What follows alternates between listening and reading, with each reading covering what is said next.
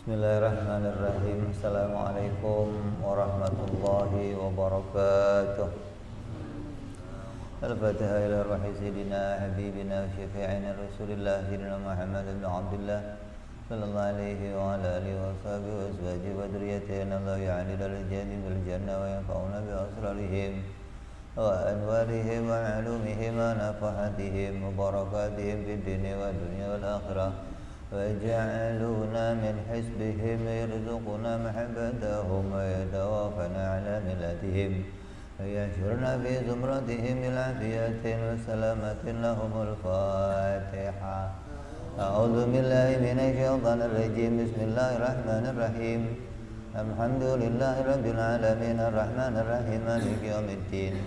إياك نعبد وإياك نستعين اهدنا الصراط المستقيم صراط الذين أنعمت عليهم غير المغضوب عليهم ولا الضالين آمين. بسم الله الرحمن الرحيم. نويت تعلما وتعليما وتذكرا وتذكيرا والنفعا والانتفاع والإفادة والاستفادة والحث على التمسك في كتاب الله وسنة رسول الله صلى الله عليه وسلم والدعاء إلى الهدى والدلالة على الخير ابتغاء مرضاته وقربه ثوابه وحسن الخاتمة مع اللطف والعافية وصلاح العاقبة. بسم الله الرحمن الرحيم. الحمد لله رب العالمين. Salatu wassalamu ala asyrafil anbiya'i wal mursalin Sayyidina wa habibina wa syafi'ina wa maulana Muhammadin wa ala alihi wa sahbihi ajma'in. Amma ba'du. Qala musanniful kitab Habibul Imam al-Habib Abu Abdullah Muhammad bin Yusuf as-Sanusi rahimahullah nafa'ana bihi wa bi'ulumihi summa ila sahibu syarha Imam Ibrahim al-Bayjuri rahimahullah wa nafa'ana bihi wa bi'ulumihi fid darain. Allahumma aftah qulubana futuhal arifin wa bihidmatika wansur alaina birahmatika ya arhamar rahimin. Ila anqal. Kemarin sudah kita bahas tentang wajibu ala kulli mukallafin syar'an ay ya'rifa ma yajibu fi haqqi maulana jalla wa azza ma yastahilu wa ma yajuzu wa kadza yajibu alaihi ay ya'rifa mithla dzalik fi haqqi rasul alaihi wassalatu wassalam. Maka kita sudah ngerti tentang penjelasan wa yajibu ala kulli mukallafin.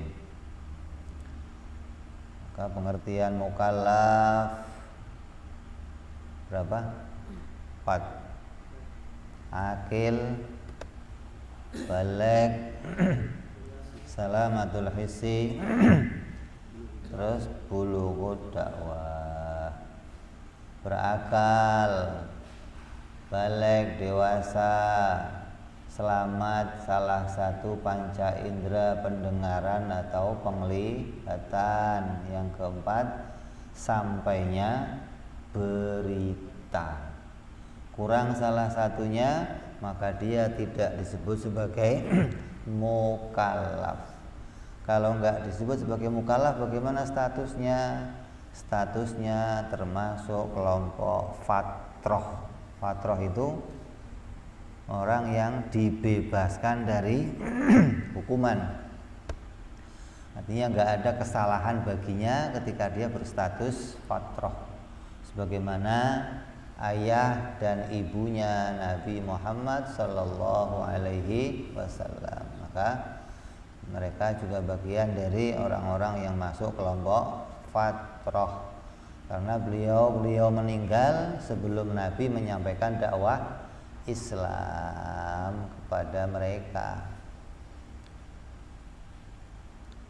Jadi jangan ikut-ikutan pendapatnya orang-orang Wahabi, orang-orang Salafi yang mengatakan ayah ibunya Nabi berada di dalam neraka karena menganggap mereka bukan orang Islam.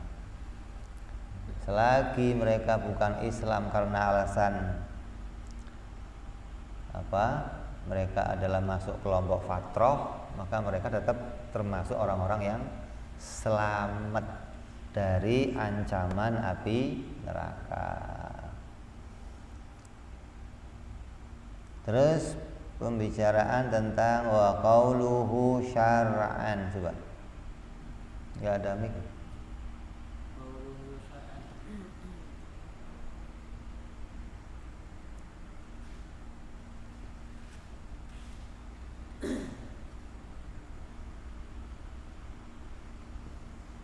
Qauluhu syar'an ay bisyar'i.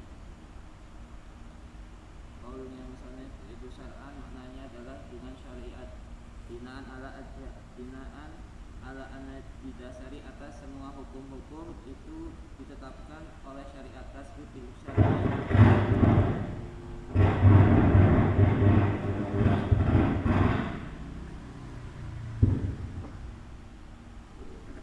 Binaan ala anna jami'a ahkam tersebut di syariat. Kencengan. Terus Ditetapkan berdasarkan atas semua hukum itu ditetapkan oleh syariat. Lagi bisa diakli tetapi dengan syarat akal. Ulama berbeda pendapat Al-Maturidiyah kepada kelompok Al-Maturidiyah Al-Qaidina yang mengatakan ya wujub ma'rifatillah, sesungguhnya wajib mengetahui Allah Ta'ala itu dan butuh tetap diakli dengan akal. Diwuduhiha karena jelasnya ma'rifat. Bila syariat kami berbeda dengan seluruh lain hukum yang ditetapkan syariat. Mu'tazilah dan pendapat Mu'tazilah al-Qaidin yang berkata yang jami'ah sesungguhnya semua hukum itu tetap diakli dengan akal wa syar'i dan syariat. Al-Syar'u ada syariat yang naja'ah itu datang atau yang hanya menguatkan kamu pada akal. Pengertian musannif menambahkan wajib secara syariat. Kenapa kok ditambahin wajib secara syariat atau syar'an? Pendapat ini diambil atas apa yang dipahami oleh Imam Asy'ari yang kita ikuti, yang mengatakan bahwa anna jami'al ahkam, bahwa setiap hukum-hukum yang berupa perintah yang berkaitan sama perbuatannya manusia yang diberi pahala atau diberi dosa, maka perbuatan itu berkaitan dengan perintah syariat. Kalau nggak ada perintah syariat gimana?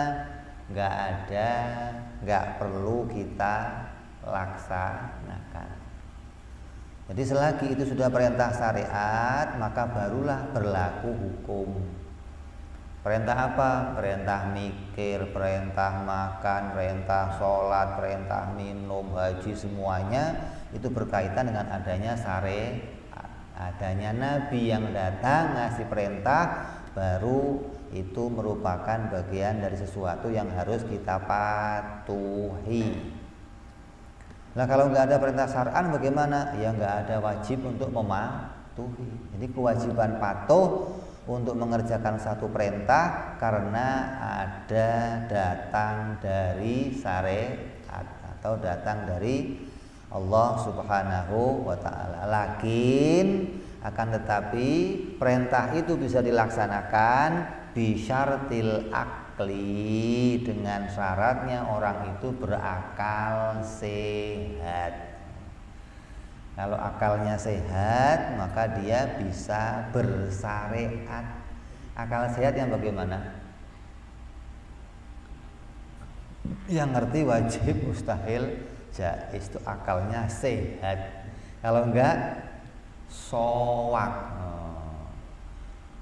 Akal yang begitu itu perlu dibawa ke grogol. Nanti dikasih helm, terus disetrum, biar otaknya normal. Jadi semua perintah termasuk mengenal Allah, berpikir dan yang lain-lainnya itu tergantung kepada adanya syariat. Selagi nggak ada perintah syariat, ya nggak ada kepatuhan untuk kita laksanakan. Lah kalau syariat belum ada gimana? Ya belum ada perintah. Yang mau dipatuhin siapa? Oh nggak ada nabi, nggak ada yang mendatangkan syariat. Ini pendapat Imam Asy'ari, pendapat yang kita panuti, bahwa segala macam perintah itu datang dari syariat. Kayak begini contohnya lah. Ada orang kafir mau masuk Islam, diperintah mikir enggak? Diperintah kenal Allah enggak? Diperintah enggak? Ya belum masuk Islam kok diperintah. Selagi belum masuk Islam enggak ada perintah apa-apa, enggak ada. Jadi perintahnya untuk orang mukallaf itu apa? Masuk ke dalam agama. Itu perintah pertama bagi manusia yang dewasa. Enggak ada perintah sunat. Orang kafir ya mau sunat dulu, enggak ada perintah sunat dulu. Belum masuk Islam suruh sunat. Oh mau syahadat, wudhu dulu, nggak sah wudhunya, belum jadi orang Islam. Maka akan ada perintah kalau dia sudah jadi orang Islam. Ada diperintah mikir, perintah kenal Allah, perintah ma'rifat. Kalau dia sudah jadi orang Islam, sebelum jadi orang Islam, ya nggak ada perintah apa-apa, bebas lo mau guling-guling, mau telanjang, mau nggak ada perintah untuk dia. Jadi yang dimaksud syar'an di sini adalah ketika kamu sudah jadi orang Islam, barulah kamu terkena syariat, terkena perintah, terkena aturan. Walaupun perintahnya untuk mengenal kepada Allah, tetap perintah itu berlaku untuk orang yang sudah masuk agama Islam. Lah kalau ada orang kafir yang mau Islam terus gimana? Jangan lu nazar dulu, kenal Allah dulu. Berapa lama? Setahun. Mati dulu dia. Berapa perintahnya? Sejam, 2 jam. Kamu ajak ngomong, yakin masuk. Wah usah pulang dulu kamu. Pulang dulu lah, kalau mati di rumah gimana? Jadi kalau ada orang masuk Islam, mau masuk Islam, buru-buru kita masukin. Nah setelah masuk, baru diajak mikir gitu, diperdalam pengetahuannya, diperdalam keyakinannya. Setelah masuk agama Islam, nah, sebelum masuk bagaimana? Kenalkan dulu bahwa dia mengakui Allah itu Tuhan dan mengakui Nabi Muhammad sebagai utusan, masuk di agama Islam. Setelah masuk baru ada perintah gitu. Nah, belum masuk Islam suruh mikir dulu, mau mikir apa? Takutnya kenapa? Kalau dia belum sempat mengucapkan syahadat terus dia mati, berarti dia mati dalam posisi kafir. Nah, apa enggak bahaya? Tapi kalau dia sudah syahadat kok langsung mati, matinya dalam keadaan muslim gitu. Jadi kalau ada orang masuk Islam, buru-buru disyahadatin biar langsung jadi orang Islam. Adapun berpikirnya cukup kita ajak nazar sedikit yang cepat yang membuat dia bisa yakin Allah itu Tuhan, Muhammad itu Rasulullah. Ini pendapat Imam Asy'ari. Beda dengan pendapatnya Imam Maturidi. Kata Imam Maturidi, wajibnya kenal Allah itu pakai akal, nggak usah diperintah. Mau kamu orang Islam, mau nggak orang Islam, kalau kamu punya akal, memang kerjanya akal itu mikir. Jadi nggak ada perintah mikir tergantung syariat, nggak ada, kata Imam Maturidi. Jadi lebih spesifik gitu loh. Kalau perintah yang lain itu terkait sama syariat, sholat, ibadah, zakat, haji, yang lainnya terkait sama perintah syariat. Tapi kalau urusan mikir, kenal Allah, nggak usah diatur syariat. Kenapa? Asal dia punya akal, dia pasti mikir yang bikin saya siapa. Saya ditaruh di dunia untuk apa? Setelah di dunia saya mati mau kemana? Itu kalau orang yang punya akal normal mesti akan mikir. Jadi nggak usah diperintah sama syariat untuk urusan kenal Allah. Kayak gambarannya bagaimana? Mata melihat. Ada nggak perintah? Ada nggak aturan yang mengatur mata melihat? Sejak kapan mata kamu mulai melihat? Sejak kapan mata kamu mulai melihat?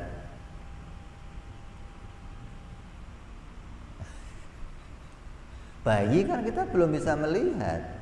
Tapi sedikit 40 hari mulai remeng-remeng mulai. Ada sekolah melihat ada? Ya nggak perlu, melihat itu sudah kodratnya manusia. Kalau dia punya mata ya akan bisa melihat. Jadi untuk melihat nggak usah diperintah gitu loh. Begitu pula untuk mikir juga nggak usah diperintah. Kenapa? Itu sudah kerjanya akal. Lah kalau ada akal kok nggak bisa mikir tentang Allah bagaimana? Berarti akalnya soak gitu aja. Maturidi lebih mengarah begitu. Jadi perintah berpikir tentang Allah itu nggak tergantung adanya syariat. Mau orang Islam, mau di luar Islam, asal dia punya akal, mesti akalnya akan mencari tentang Tuhannya. Itu mesti. Nggak ada orang punya akal, kok akalnya tenang-tenang saja, nggak pernah ngurus masalah ketuhanan, nggak ada. Ya, jadi Imam Maturidi lebih memisahkan kalau urusan amaliyah badan, sholat, ibadah, wudhu, sunat, yang lain-lainnya itu tergantung syariat. Kalau kamu sudah jadi orang Islam, baru kamu diperintah untuk nazar dan yang lain-lainnya. Tapi kalau untuk mikir, ya nggak usah, nggak perlu. Mau kamu di dalam Islam atau di luar Islam, kalau kamu punya akal, akalnya akan berpikir. Kecuali akalnya akal yang nggak normal. Kenapa sih? Karena memang sudah jelasnya kerjanya akal untuk mikir, kata Imam Maturidi begitu. Beda dengan hukum-hukum yang lain, maka itu tergantung kepada hukum syariat. Ada lain lagi pendapatnya orang-orang Mu'tazilah yang mengatakan bahwa sungguhnya hukum-hukum itu cukup pakai akal, nggak usah pakai syariat. Akal sudah bisa membuat keputusan tentang apa yang harus dikerjakan dan apa yang harus ditinggalkan. Ini baik enggak? Lalu kamu mikir emang nggak tahu ini baik atau enggak? Ini jelek enggak? Mikir. Jadi akal dianggap bisa memutuskan mana baik, mana jelek. Itu pendapat siapa? Mu'tazilah. Bener enggak? Nah, kita buktikan aja. Kalau hukum itu pakai akal, berarti akal manusia akan mutusin mana yang baik, mana yang buruk. Nah, sekarang kita coba, apakah sama keputusan baik menurut semua manusia? Coba, kata orang Papua, pakaian yang baik kayak apa? Baik itu terhormat. Kalau kata orang Jawa, pakaian yang baik bagaimana?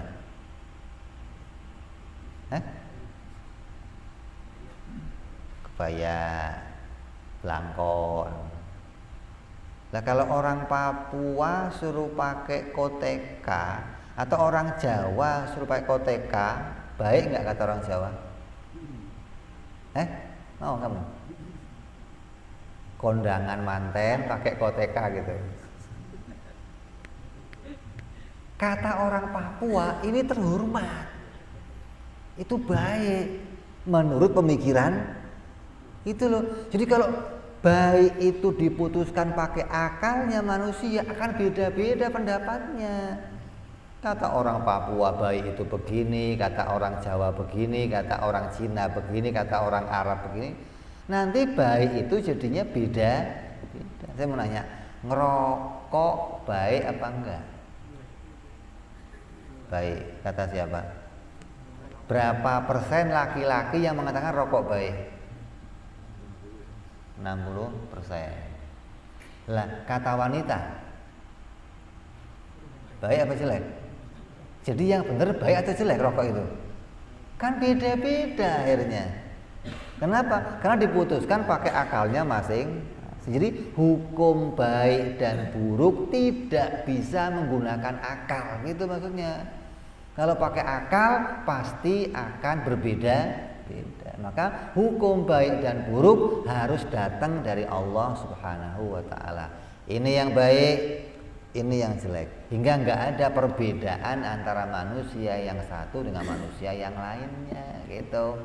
Jadi Mu'tazilah ini saking mengatakan Nabi mah belakangan nggak apa-apa. Terus tanpa Nabi gimana? Tanpa Nabi pun akal bisa mutusin sesuatu. Jadi akal nggak perlu Nabi.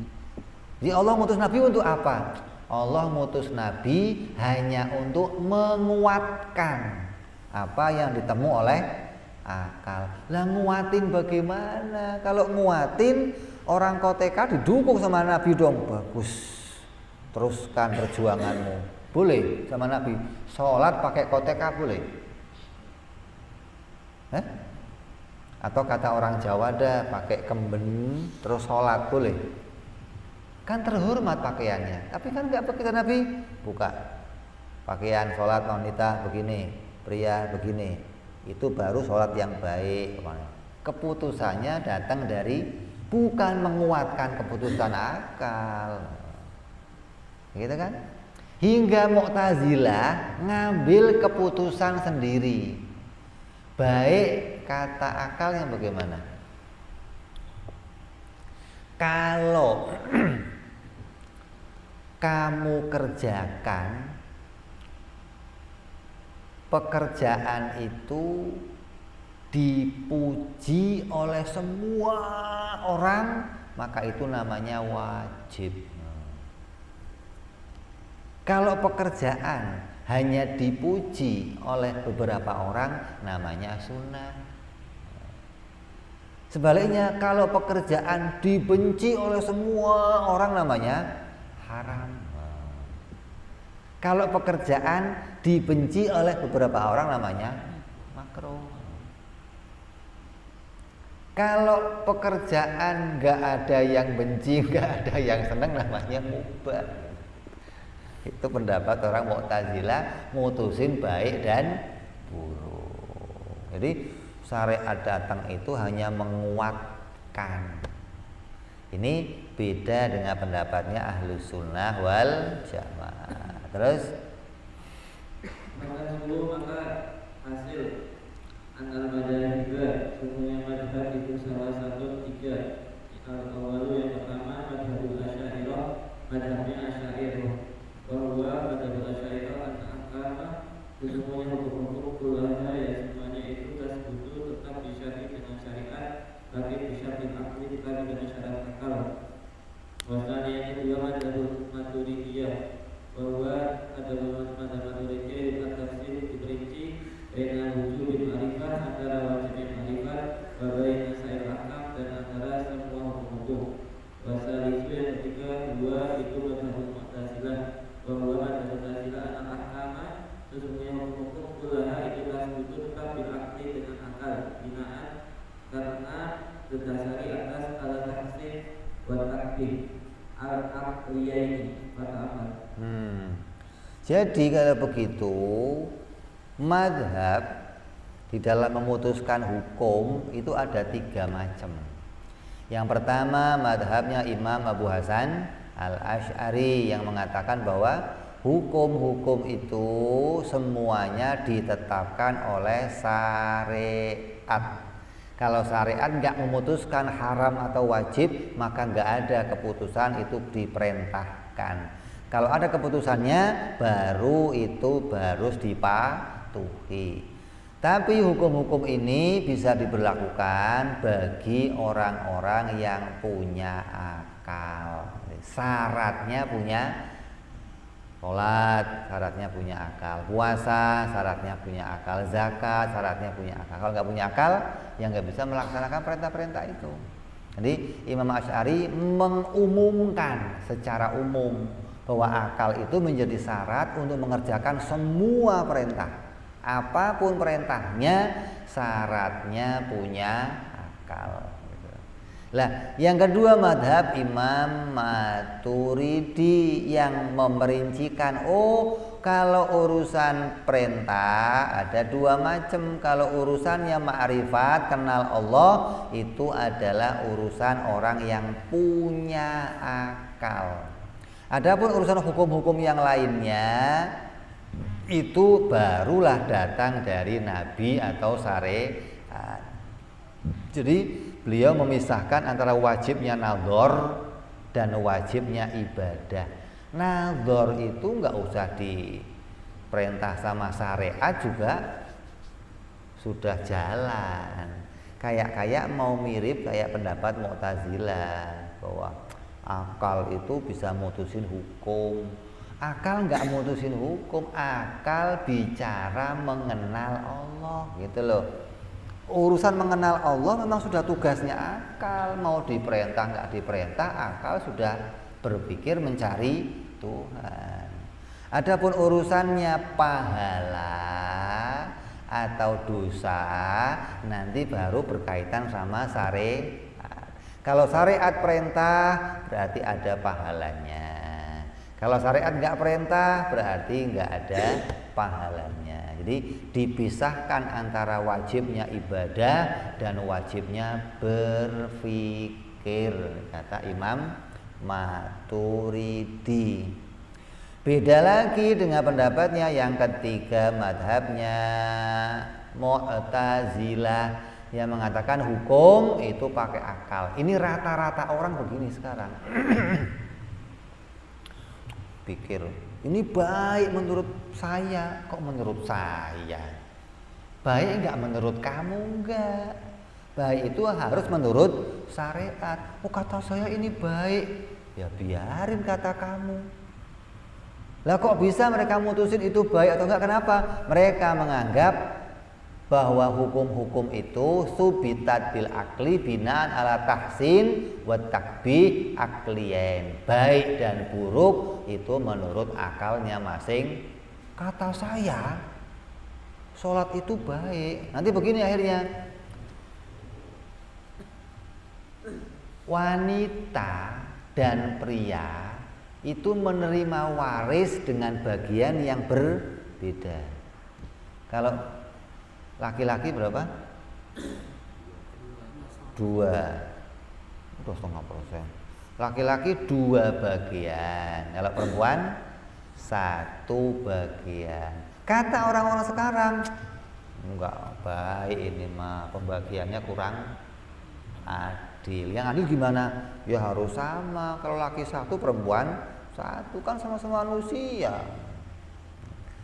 Maka muncullah sekarang emansipasi wanita. Ada cewek-cewek pada jualin bensin, ada. Jadi tukang jaga pom bensin ada. Hah? Kenapa? Wah itu gara-gara Mbak Kartini katanya. Wanita harus mandiri, wanita harus.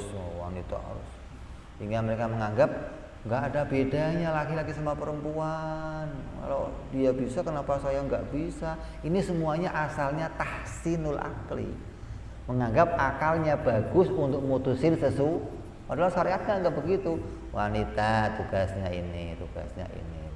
Kalaupun mau bekerja ya begini diatur sama syariat. Hingga baik buruknya seorang wanita itu datang dari syariat, bukan akalnya masing-masing. Sekarang kan enggak, menurut akalnya masing-masing. Kalau begini kata saya baik, kalau menurut saya enggak baik ya enggak baik. Hingga akal bisa melebihi syariat. Sekarang begitu, hati-hati nih.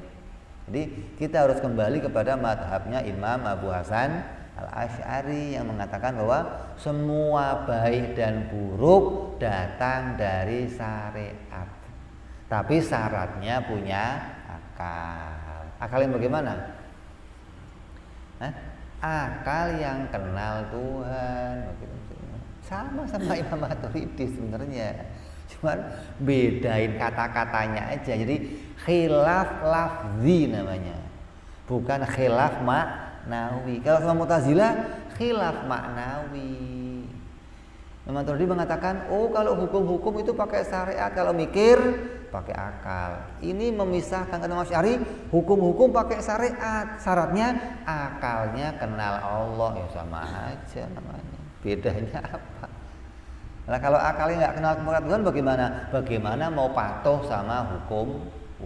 Orang yang patuh sama hukum siapa? Yang kenal akalnya kepada Allah. Jadi kita dipaparkan bahwa hukum untuk mengenal Allah wa yajibu ala kulli mukallafin itu syar'an, datang dari syariat, datang dari perintahnya Allah Subhanahu wa ta'ala. Perintahnya mana? Fa'lam annahu la ilaha illallah. Itu perintah syariat langsung. Ketahuilah. Maka enggak ada perintah mantepilah, enggak ada. Mantep itu bukan perintah syariat. Enggak ada iman kepada Allah harus mantep, enggak ada. Adanya iman kepada Allah harus ma'rifah. Ini begitu.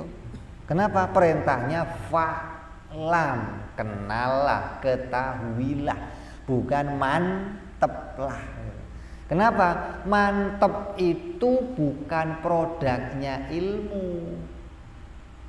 Mantep itu bisa dimiliki oleh orang yang nggak punya ilmu. Orang-orang lain yang nggak punya ilmu bisa punya mantep.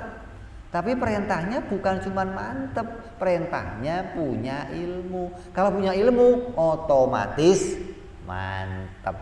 Mantepnya pakai dalil lagi gitu. Tapi kalau nggak punya ilmu, mantep. Tapi nggak pakai. Kayak contoh begini, istri kamu mantep kamu selingkuh. Dasarnya apa? Pokoknya hati saya mengatakan begitu, saya mantep dah. Kamu selingkuh kan berat. Hanya nyium bau minyak wangi, wah mantep kamu selingkuh. Ini mantep yang begini, ini yang keluar dari perintah syariat. Maka mantep itu bisa dimiliki oleh selain orang Islam. Lah, orang Islam perintahnya bukan cuman mantep, tapi ilmu. Apa sih ilmu itu? Ya mengetahui dengan dalil, mencari sesuatu, memahami sesuatu dengan bukti-buktinya, baru disebut ilmu pengetahuan. Ya. Jadi kita sudah nyambung bahwa perintah untuk mengenal Allah itu adalah dengan dasar apa? Perintah syariat. Perintahnya apa? Terus qauluhu ayya'rifa ma yajibu fi haqqi maulana wa ma yastahilu wa ma yajuzu. Perintahnya ayya'rifa. Terus lalu membahasakan apakah hakikah sungguhnya suatu pendapat yang benar nyata tentang makrifat bagaimana dan ilmu itu mutawalifani sinanim sama alamatna atas makna wahidin yang satu. Wahwa ada maknanya itu al-jasmu mantap al-mutadiku yang sesuai dibuati pada kenyataan andalin yang berdasarkan dalil. Fakharaja maka kecuali dikeluarkan bil jasmi dengan jasm adoni. Lalu fakharaja maka keluar bil jasmi dengan lafal jasm al-jasm mantap apa al-donu don. Wahwa ada don itu itoku tarafil rajih menemukan sisi yang lebih unggul. Waham dan keluarkan waham. Bahwa ada waham itu itoku tarafi menemukan sisi al-arjuh yang diungguli. Wasyak dan syak. Bahwa ada syak itu itoku kulit menemukan salah satu min antarafaini dari dua sisi ada sawai atas sama. Perintahnya apa? Ayya'rifa, mengenal Allah, mengetahui Allah. Apa sih mengetahui itu? Mengetahui atau disebut ma'rifat dan ilmu itu asalnya muradif, sama. Disebut ilmu boleh, disebut ma'rifat juga boleh. Ini orang alim, ini orang arif, boleh. Mau disebut ma'rifat boleh, mau disebut alim juga boleh, maknanya sama antara arif dan ma'rifat. Asalnya begitu, antara alim sama arif. Makanya kalau ada orang-orang yang sudah meninggal dunia disebut siapa ini? Al-arif billah, orang yang arif kepada Allah atau al-alim. Ini asalnya keduanya itu sama bermakna wahid. Apa maknanya? Bahwa jazmun mantep al-mutabiq lil waqi', yang cocok dengan kenyataan, andalilin disertai bukti. Mantep, cocok sama fakta disertai dalil. 3 nih. Berapa? Apa? Nulis nggak lo? Mantep, cocok dengan kenyataan disertai bukti, baru namanya ilmu atau ma'rifat.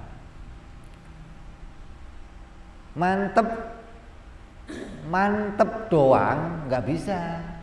Kenapa? Di luar Islam pada mantep.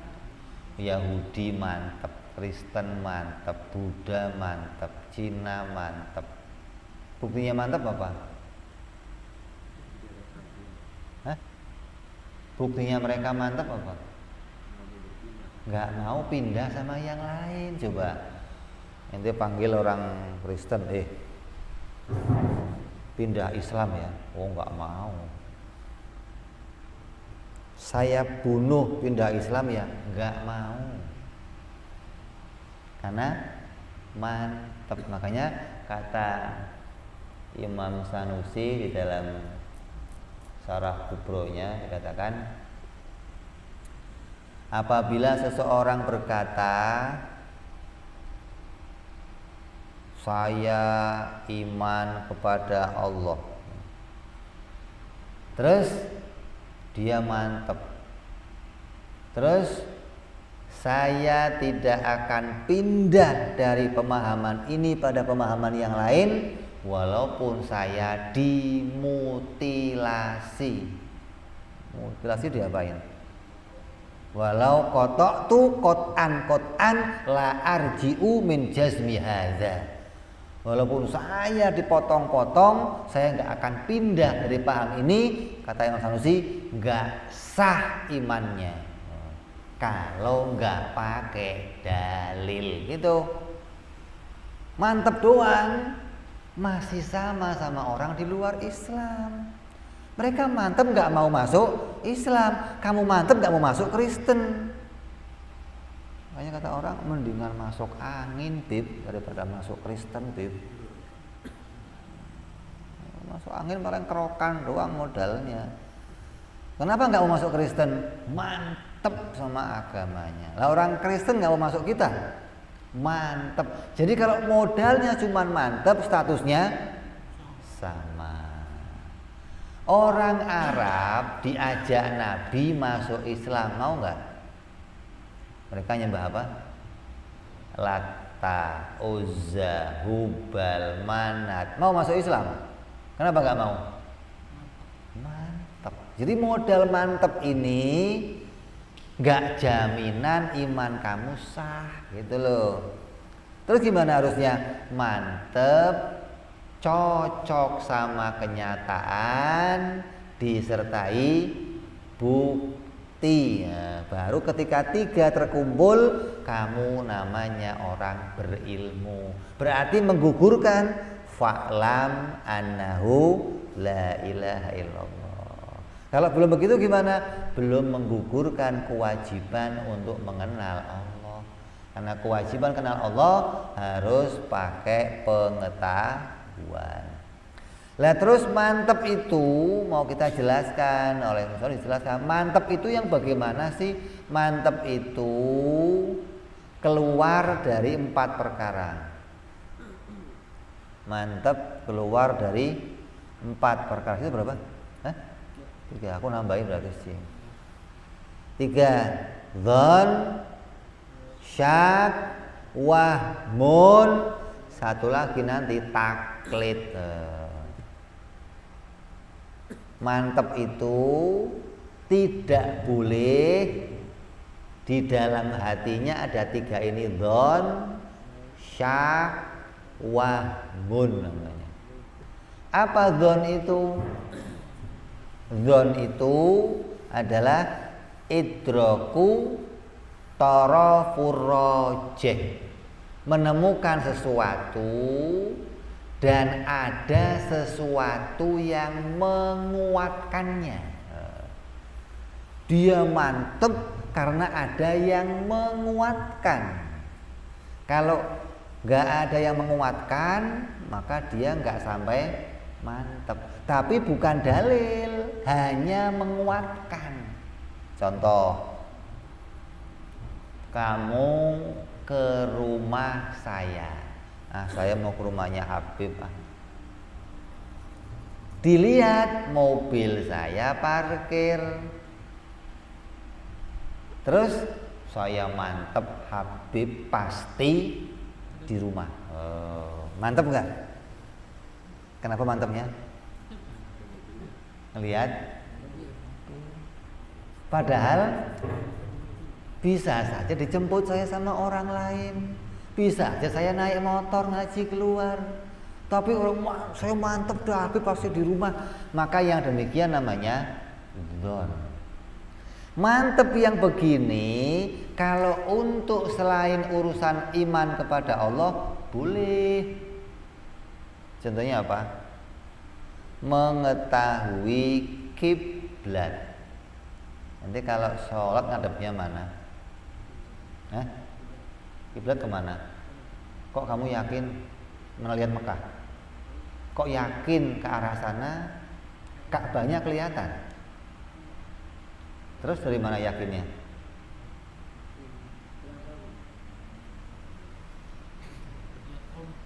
Hah?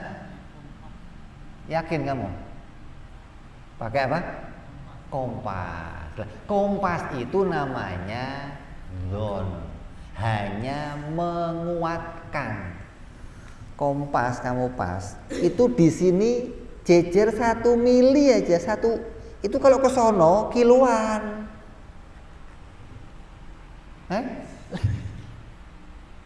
Di sini kamu ukur pas nih, geser semili aja dikit.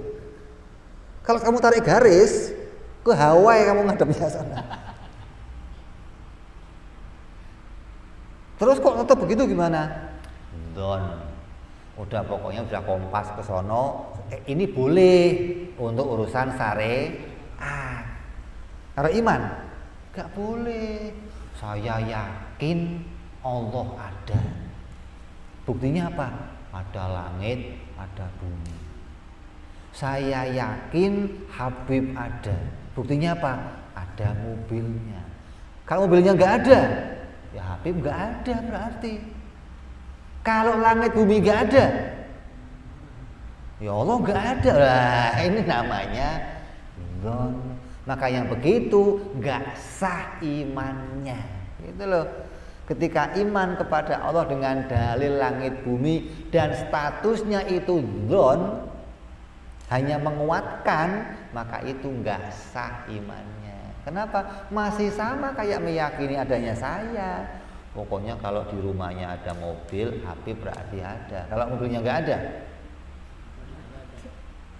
kan repot ini urusannya. Lah kalau langit bumi nggak ada, Allah ada, ya nggak ada juga, berarti sama kayak saya. Namanya apa itu? Dzon.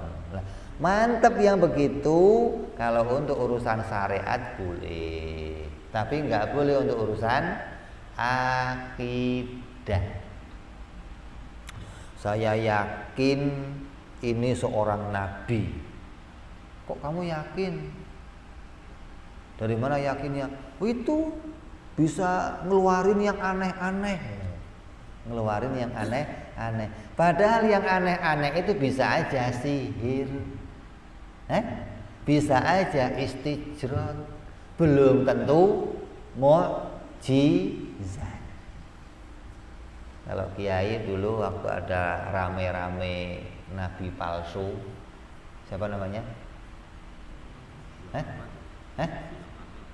Ghulam Ahmad, Sodek, kata kiai begitu. Bah, ini yang nabi palsu muncul di TV, bah. Kiai, alah muka begitu kok ngaku nabi, kiai. Gak usah diteliti, mukanya aja nggak pantas jadi nabi, apalagi diteliti.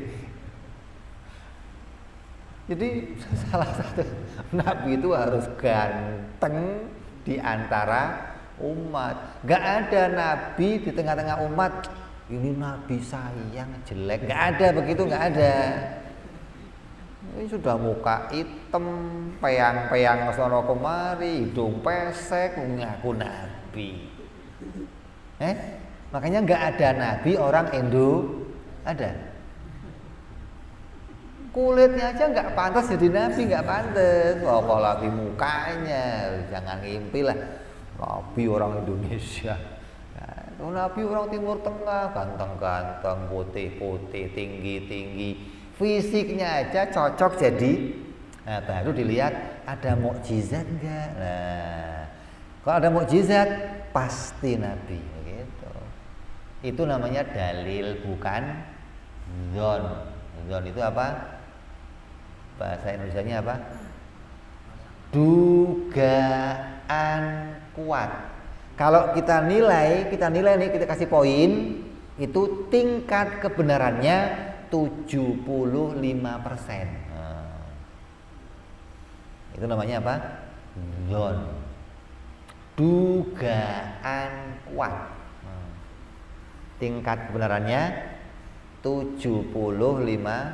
Lah, iman harus 100%. Jadi nggak boleh pakai dzon, harus pakai ilmu, harus pakai dalil. Yang membuat keputusan Sambu diputus apa? Udah ya? Itu pakai dzon apa ilmu? Pakai ilmu, pakai dalil. Dia sidangnya aja berminggu-minggu untuk nyari apa itu? Bukti, dalil. Dia nggak mau pakai kira-kira atau dugaan. Saya duga Sambu salah, nggak ada kayak begitu. Harus pakai ilmu. Maka nggak boleh urusannya menduga-duga. Jadi mantep. Orang Kristen mantap udah, tapi kalau modalnya dzon itu bukan mantap namanya, gitu loh. Mantap yang begitu bukan sampai kepada ilmu pengetahuan. Yang kedua apa? Syak. Ingat?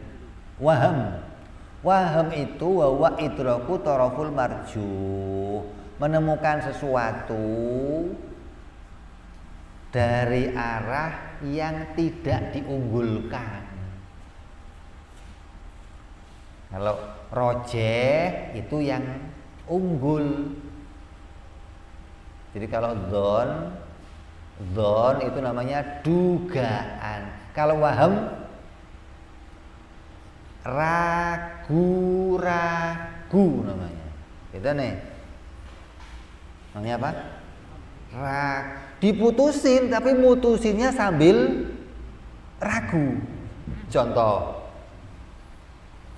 saya mau jalan ke Surabaya atau ke Jakarta, ketemu perapatan. Ada petunjuk sana Jakarta, sana Surabaya. Harusnya yakin apa dzon itu? Dzon, ya kan? Begitu kamu mau belok, ada anak-anak lewat, diputer itunya.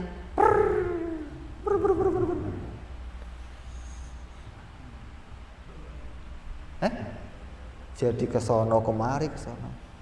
Kira-kira kamu mau mutusin nggak? Kalau kamu putusin arah, mutusinnya sambil ragu-ragu, gitu. Ente mau cari kiblat, kiblat kemana? Sono Pak. Kok tahu? Ini ada kompas, kompasnya rusak. Ini gimana? Kamu paksa keputusan, namanya apa? Ragu-ragu, gitu.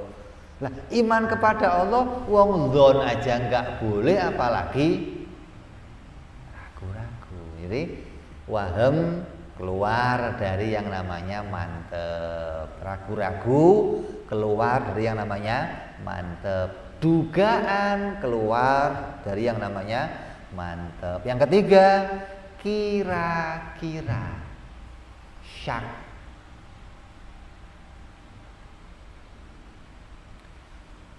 Perapatan mau kanan atau mau ke kiri. Saya mau ke Surabaya, tapi nggak ada plannya. Kalau kamu ambil keputusan, namanya apa? Kira-kira. Sudah kanan aja lah. Kok begitu? Kira-kira. Nah, kira-kira kok nggak ada petunjuknya, nggak ada madhnunatnya, nggak ada marjuhnya, nggak ada rojehnya, ya kira-kira. Nah, kalau diukur tadi, dzon itu tingkat kebenarannya berapa? 75%. Kalau syak 50%. Kalau waham 25%. Kalau taklid 0%. Beda nih. Terus saya kata dia ke sono 0%. Gak ada kebenaran sama sekali, gitu loh. Karena ada kemungkinan kamu dibohongi, kamu. Jadi mantep itu harus mengeluarkan 3 perkara: dzon, dugaan, kira-kira, ragu-ragu. Terus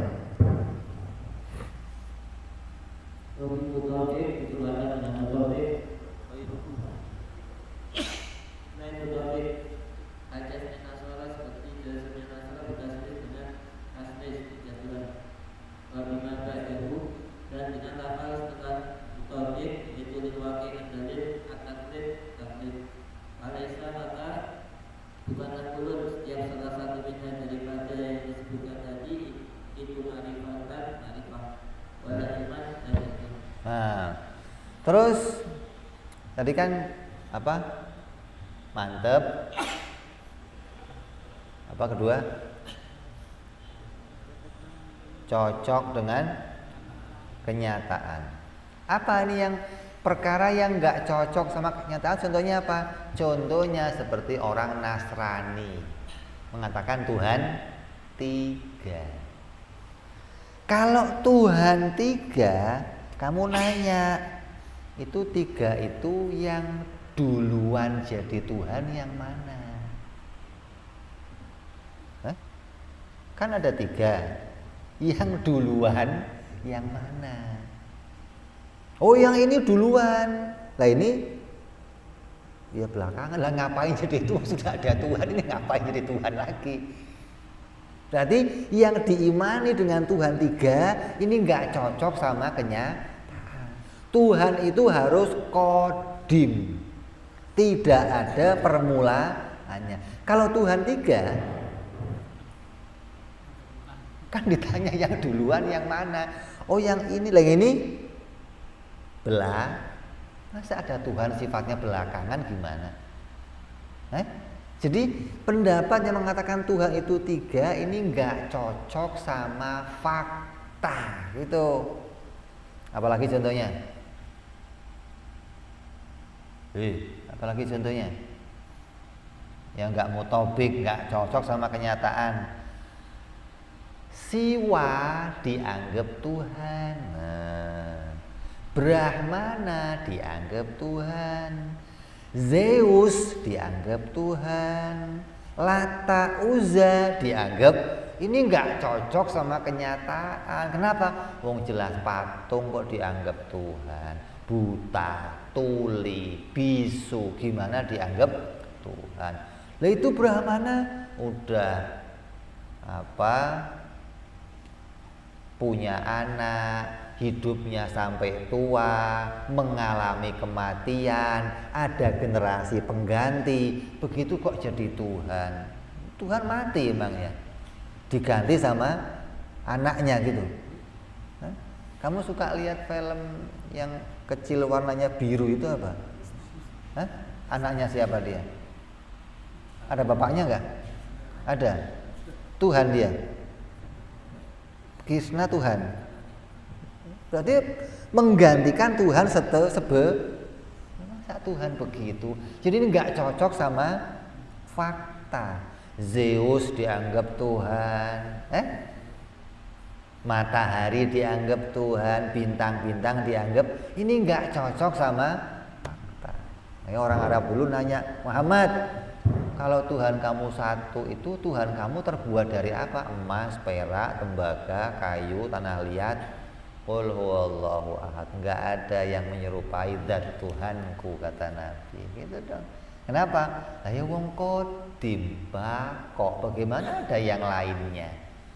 Kok Tuhan kok 3? Maka ini enggak cocok sama kenyataan. Jadi, contohnya itu, kamu kok iman Allah 1, mantep Allah 1, udah bener nih, dan cocok sama kenyataan kalau Tuhan pasti 1, tapi kurang 1, apa? Dalil. Gara-gara nggak pakai dalil, maka kamu nggak disebut ilmu. Apa contohnya? Orang yang taklid. Taklid itu mantep. Rata-rata orang Islam mantep sama Tuhannya. Dan kemantepannya cocok sama kenyataan. Memang Tuhan pasti 1. Tapi dapatnya hal itu bukan pakai dalil, tapi kata bapaknya, kata tetangganya, kata gurunya. Yang begitu apa namanya? Taklid, bukan ilmu, bukan ma'rifah. Jadi umumnya orang Islam itu sudah pas, mantepnya udah mantep yang luar biasa. Tapi kadang kalah juga sama Indomie, ada. Nah, itu yang di Cianjur yang kalah sama Indomie. Wah, akhirnya gempa yang turun di sana. Terus mantep, cocok sama fakta. Memang Tuhan pasti 1, tapi taklid katanya. Berarti dia nggak pakai dalil. Dalil itu contohnya kayak apa?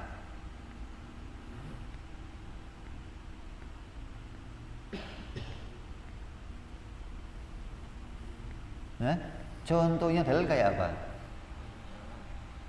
Contohnya dalil. Sesuatu dalil itu apa coba dulu? Dalil apa dalil? Dalil itu apa artinya? petunjuk, bukti. Bukti itu apa? Dalil. Bolak-balik kalau begitu.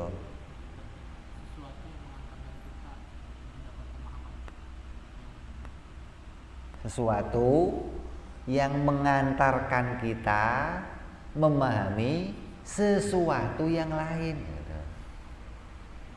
Namanya dalil. Sesuatu yang mengantarkan kita memahami sesuatu yang lain, namanya dalil. Contoh,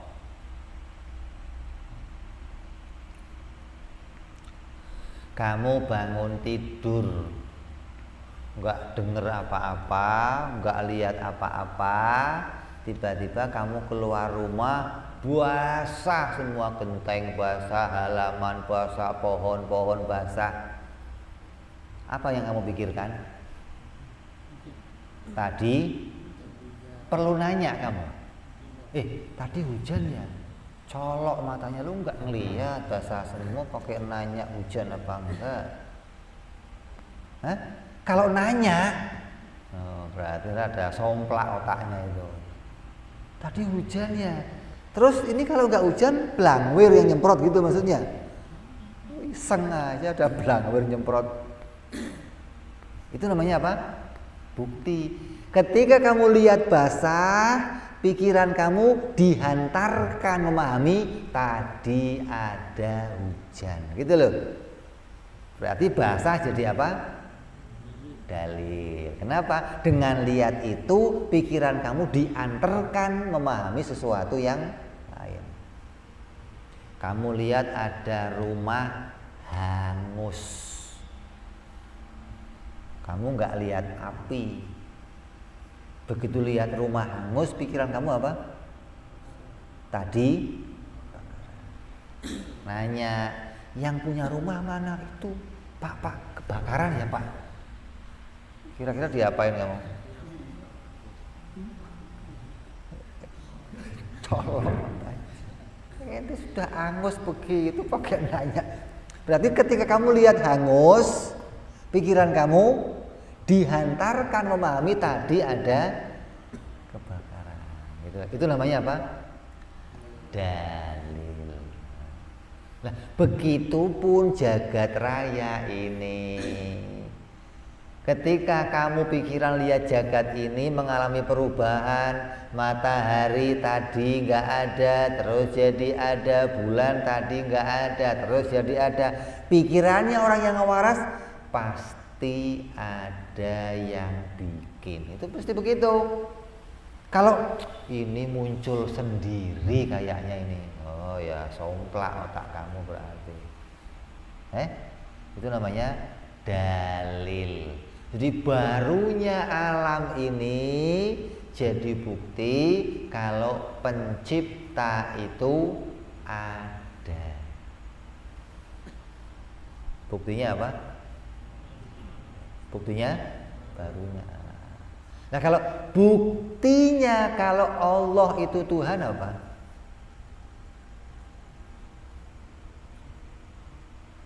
Kalau alam ini barunya alam, jadi bukti apa? Adanya pencipta. Nah, kalau bukti Allah itu pencipta apa?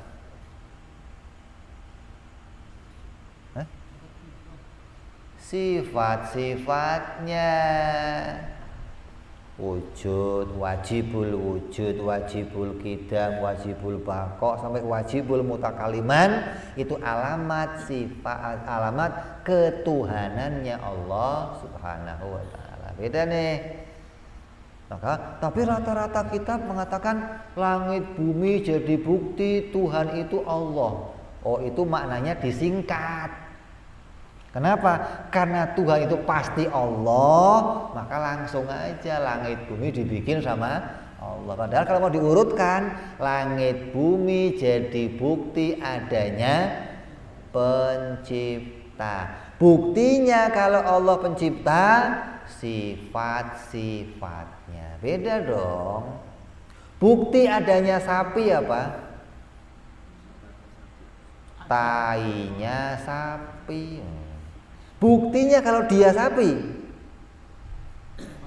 sifat-sifatnya. Karena jangan-jangan kucing kamu kira sapi, gara-gara apa? Salah mensifati. Yesus dianggap Tuhan. Kenapa nih? Salah mensifati. Kalau pencipta itu ada, orang Kristen juga yang coba kamu bangkitkan loh. Suruh ke sini coba. Kamu tanya, Om, buktinya Tuhan ada apa Om? Apa jawabnya?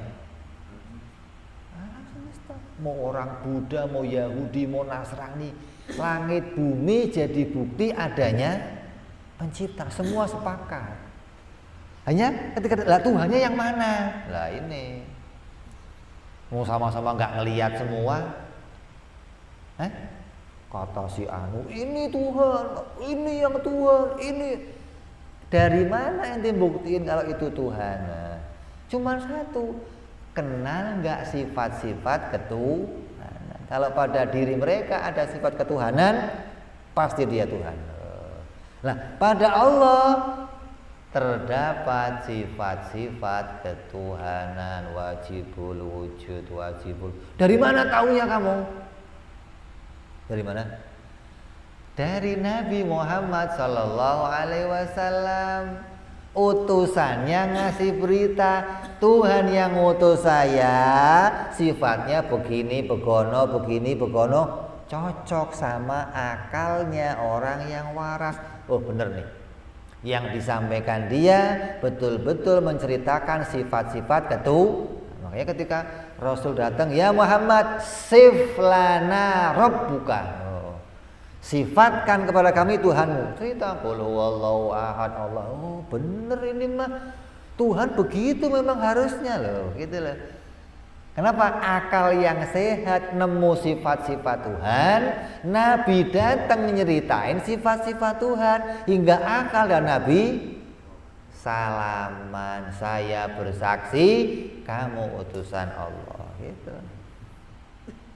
Jadi akal yang sehat bisa nemu sifat-sifat ketuhanan. Wajibul wujud, Tuhan harus wajibul wujud, wajibul qidam. Lah yang mana?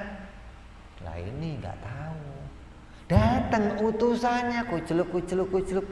Nah ini diceritakan sifat Tuhanku begini. Salamanlah orang berakal sama Nabi, bersyahadat, saya bersaksi kalau Allah Tuhan dan kamu utusannya, gitu. Hingga cocoklah apa yang ditemukan oleh akalnya orang yang waras. Terus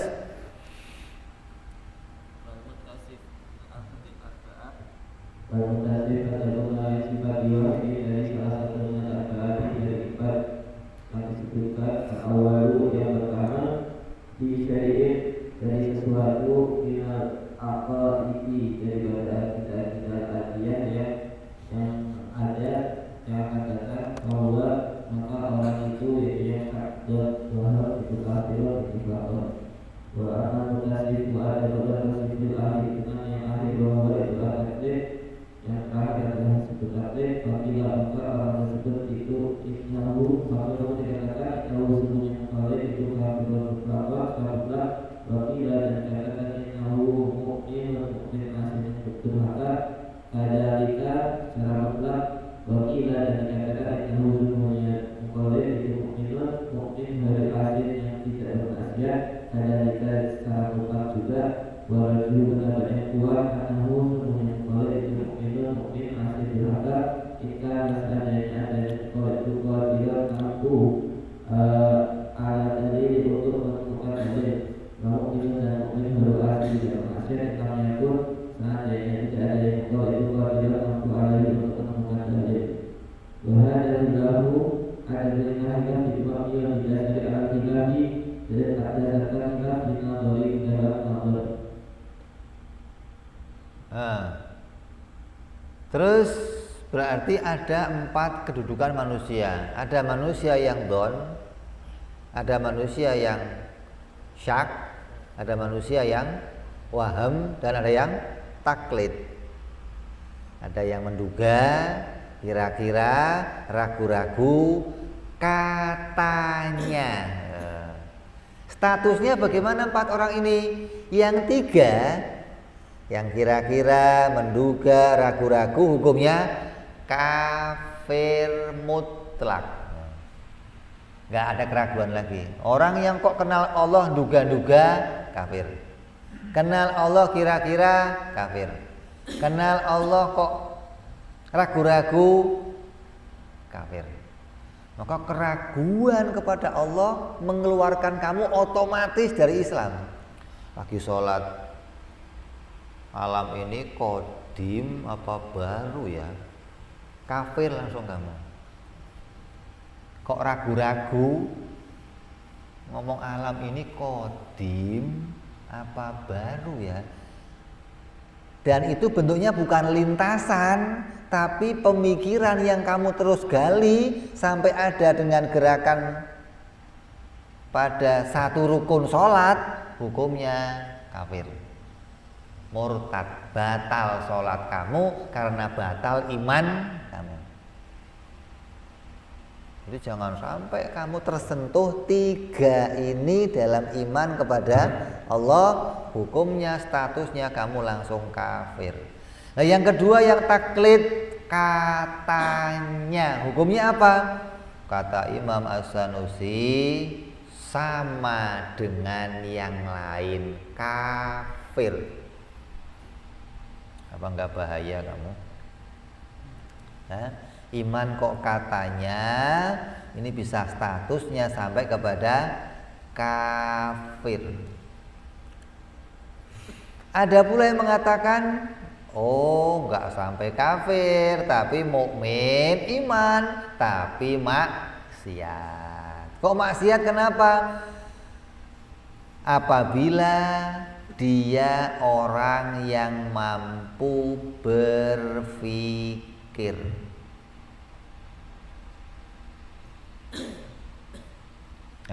Kalau dia mampu mikir itu yang bagaimana? Mikir itu yang bagaimana? Mikir itu bisa mengadakan penelitian. Kayak tadi, kalau ada barang tadinya nggak ada, terus jadi ada, ya mesti dia baru.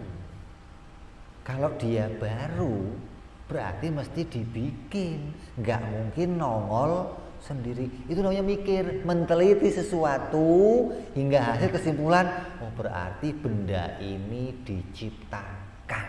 Itu mikir namanya tuh. Kok bisa seperti itu tapi dia nggak melakukannya, berarti dia meninggalkan perintah mikir. Maka hukumnya iman tapi berdosa karena meninggalkan berpikir. Yang kedua ada lagi yang ketiga, iman tapi nggak maksiat kalau nggak bisa mikir. Ya siapa? Orang yang idiot, tell me, pikirannya terbelakang, maka dia nggak punya kewajiban berpikir karena nggak punya kemampuan. Dia dihitung orang iman dan tidak berdosa. Maka perbedaan pendapat-pendapat ini, mukmin asi in lam yakun qadir udah mabni ala, pendapat ini ada lagi nggak ya? 3 cuma 3 ya? 3 doang kan?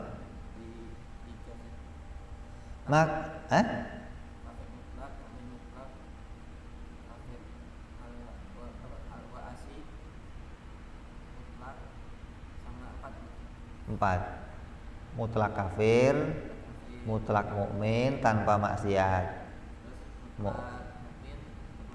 Kalau bisa mikir. Mutlak. Oh, mutlak maksiat. Baru yang keempat. Ini perbedaan ini dibangun dari mana? Dari kewajiban berpikir. Makanya kiai selalu ngomong apa? Awalu wajibin, pertama yang diwajibkan kepada manusia apa? An-nadru, nazar, mikir. Bukan masuk Islam, bukan, mikir kata Kiai. Ini pakai pendapatnya apa? Imam Al-Maturidi, bahwa akal itu memang kerjanya mikir. Jadi pertama kewajibannya manusia, orang yang berakal adalah berpikir. Ketika dia nggak mau mikir, maka ini berarti dia bermasalah ketika berkaitan sama syariat. Terus Maka dalam adalah tentang ini artinya didasari adalah atas perselisihan di nazari di dalam hukumnya nazar. Bagi dalam dikatakan yang hukumnya nazar itu wajib usul terpakat. Bagi dikatakan yang hukumnya nazar itu wajib buruk wajibnya buruk ada yang mutlak juga. Bagi dikatakan yang hukumnya nazar itu sunnah ada yang mutlak. Bahwa ibu tadi ada pendapat dua karena hukumnya Allah itu wajib buruk karena seandainya itu di dalam mukallaf berproduk ada kemampuan ada untuk nazar bahwa wajib dan tidak wajib dengan takut seandainya tidak ada di dalam mukallaf berkafir berproduk kemampuan untuk nazar ada maka jadi perbedaan ada ngomong maksiat, iman mutlak, kafir mutlak, itu dari mana terbangunnya? Dari kewajiban mikir. Apabila seseorang itu bisa mikir, maka hukumnya apa mikir itu kata ulama? Ada yang mengatakan wajib usul mutlak. Wajib dan wajibnya masuk kewajiban yang pokok, bukan kewajiban yang cabang. Wajib itu ada dua, ada wajib pokok, ada wajib yang cabang namanya. Ada wajib usul, ada wajib furu. Dorong dong. Wajib usul apa? Wajib pokok, wajib yang asal sumber. Kalau sampai kamu tinggalkan, hukumnya kafir. Namanya wajib usul. Kalau wajib furu, kalau kamu tinggalkan hukumnya dosa. Dua wajib tuh. Lah, nazar ini masuk kemana? Sebagian mengatakan wajib usul. Apabila kamu tinggalkan, hukumnya kafir. Berapa banyak ayat Al-Quran yang memerintahkan kita berpikir?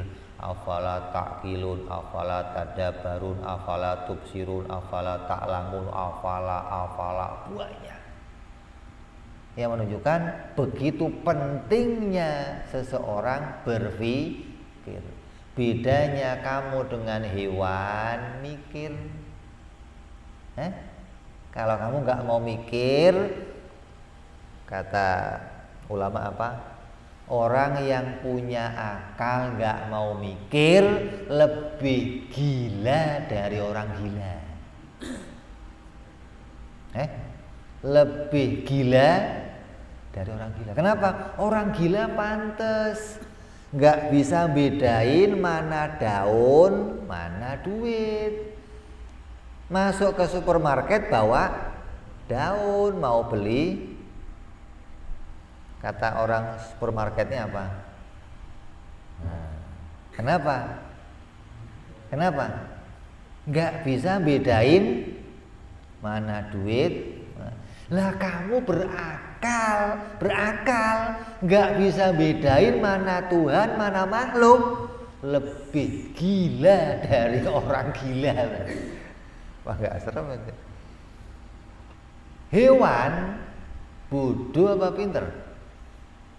Bodoh. Pantes hewan bodoh, kenapa? Ya nggak punya akal, nggak pernah sekolah. Lah kamu punya akal, kok bodoh, nggak kenal Tuhan. Lebih jelek dari hewan, lebih bodoh dari bodohnya hewan. Gitu. Jadi urusan nadzar ini adalah bagaimana derajat kamu diangkat oleh Allah Subhanahu wa taala berbeda dengan makhluk yang lain. Kok nggak mau dipakai, nggak mau digunakan nadzar, berarti kamu merendahkan diri kamu lebih rendah dari hewan, lebih gila dari orang gila. Itu satu mengatakan wajib usul. Ada mengatakan lagi ini wajibnya wajib furu'. Artinya apabila diperintah oleh syariat, kalau ditinggalkan bagaimana? Dosa. Yang ketiga mengatakan mandub. Mikir itu sunnah. Kok sunnah kenapa? Hanya untuk kesempurnaan iman. Ketika orang mikir, tambah yakin, mikir, tambah yakin, mikir, tambah yakin. Kalau nggak mikir, sudah yakin, kata mereka, hukumnya sunnah. Maka yang rojeh, yang dikuatkan, yang pendapat yang paling kuat adalah wajibnya wajib furu'. Yang bagaimana wajib furu'? Apabila dia punya kemampuan untuk berpikir, maka dia wajib mikir. Kalau enggak, dia dosa. Tapi kalau enggak punya kemampuan berpikir, maka enggak wajib. Maka hukumnya tidak dosa kalau enggak bisa mikir. Kalau bisa mikir, enggak mau mikir, hukumnya dosa. Ini pendapat ini berasal atau bermula dari kewajiban berpikir. Maka rata-rata orang-orang tasawuf, rata-rata orang seperti pendapat siapa? Imam Al-Ghazali mengatakan mikir itu mah sunnah, hanya sebagai penguat, hanya sebagai penambahan, hanya sebagai bentuk kesempurnaannya iman. Sedangkan Imam Sanusi mengatakan wajibnya wajib usul. Siapa yang nggak mikir, hukumnya kafir. Ijma'nya ulama yang banyak mengatakan wajibnya wajib furu'. Ya, jadi perbedaannya dimulai dari berpikir. Ini bentuk apa? Kewajiban ayya'rifah. Wajib untuk mengenal kepada Allah Subhanahu wa ta'ala. Jadi kalau sampai kita nggak tahu, nggak kenal Allah, bagaimana? Lah yang mau dikenali apa? Nah, istilahnya wajib kenal Allah. Yang mau dikenali apa kalau Allah itu Tuhan? Oh, yang mau dikenali sifat-sifat ketuhanan. Tanpa ini ente mau kenal apanya? Langit bumi ini ciptaannya, enggak mengantarkan apapun kepada sifat-sifat Allah, enggak. Jadi untuk kenal Allah jalannya hanya satu, kenali sifat-sifatnya, bukan kenal namanya. Ini bilang nih, enggak bisa kamu kenal Allah lewat namanya, enggak bisa.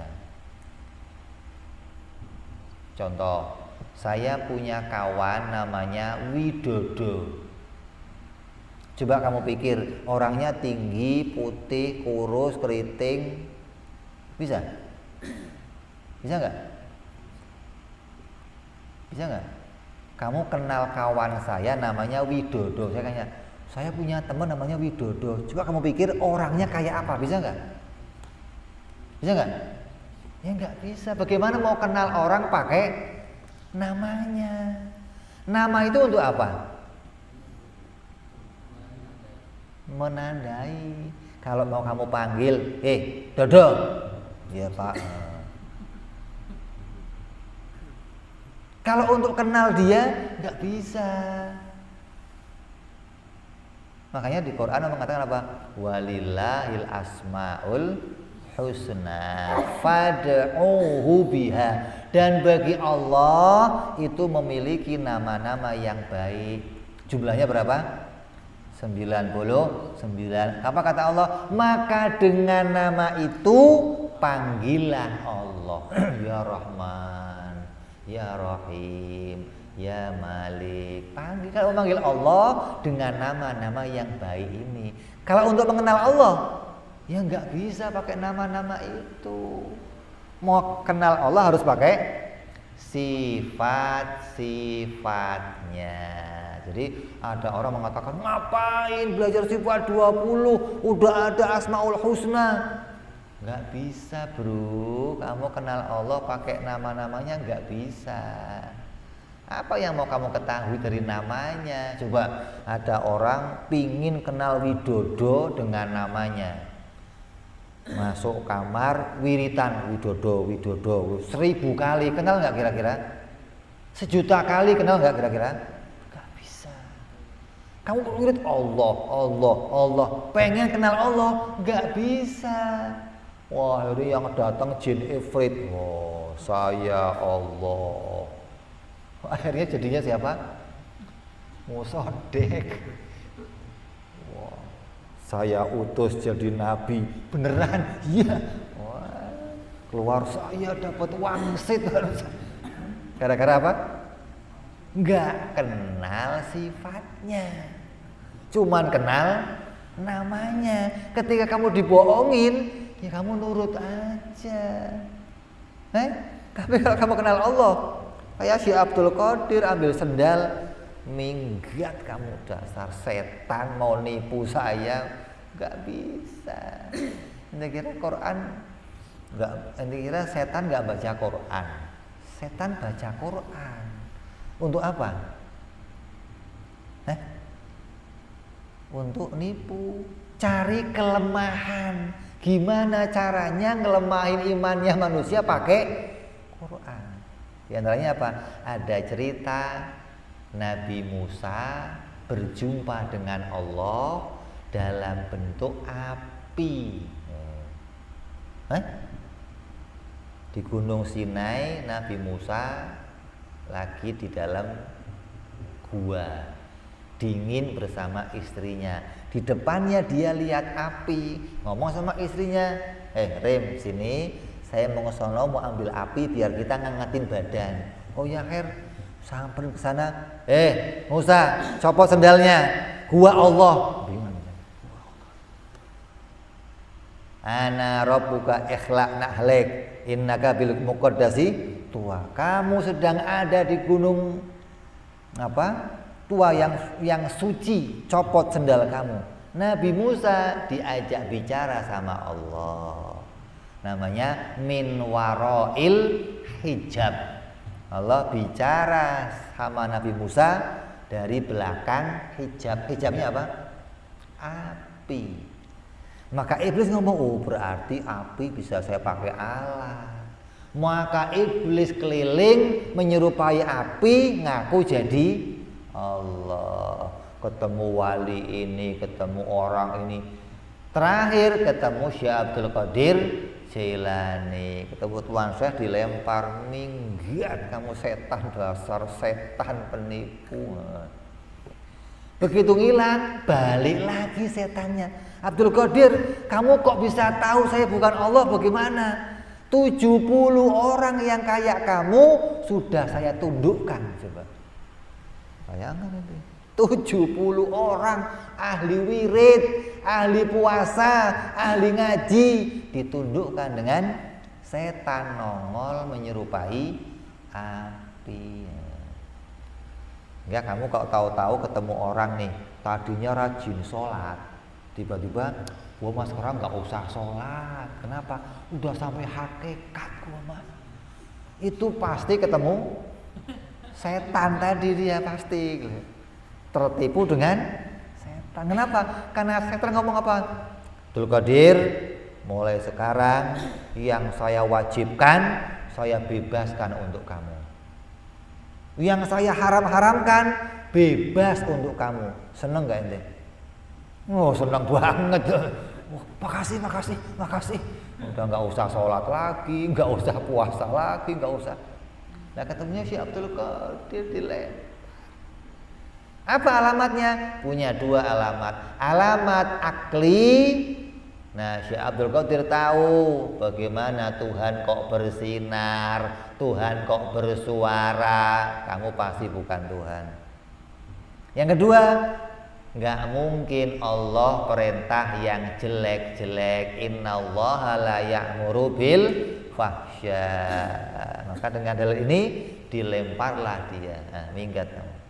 Jadi mengenal Allah itu harus pakai dalil, pakai ilmu, nggak boleh dzon, syak, wahmun atau katanya. Orang yang sampai ini imannya diperselisihkan kata ulama. Maka bahaya kalau iman kita bermasalah atau diperselisihkan. Yang paling bagus, sempurna iman kamu dengan ilmu dan disepakati ulama, imannya sah. Nah, mudah-mudahan ngajinya kita ini jadi jalan, iman kita disertai ilmu, iman yang sah, iman yang disepakati semua ulama, dan iman yang diterima oleh Allah Subhanahu wa ta'ala hingga kita selamat di dunia sampai di akhirat nanti. Amin ya rabbal. Insyaallah kita sambung yang akan datang. Wa ila hadratin nabi al-fatihah. A'udzubillahi minasyaitonir rajim. Bismillahirrahmanirrahim. Alhamdulillahirabbil alamin arrahmanir rahim maliki yaumiddin. Iyyaka na'budu wa iyyaka nasta'in. Ihdinas siratal mustaqim. Siratal ladzina an'amta 'alaihim ghairil maghdubi 'alaihim waladdallin. Amin ya rabbana tarabna ya lana tarabna wa anana asrabna 'ala al-ashrabna fatub alaina tauba taghsil kulli hauba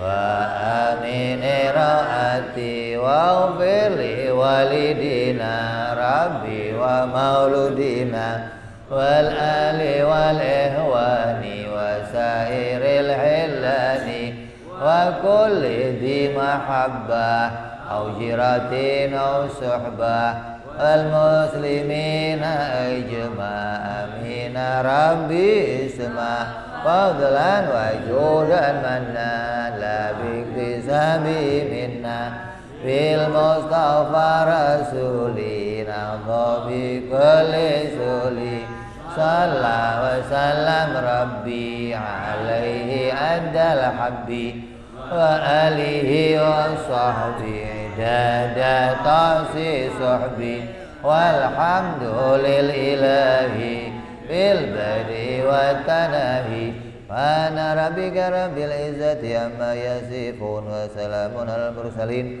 alhamdulillahi rabbil alamin. Assalamualaikum warahmatullahi wabarakatuh.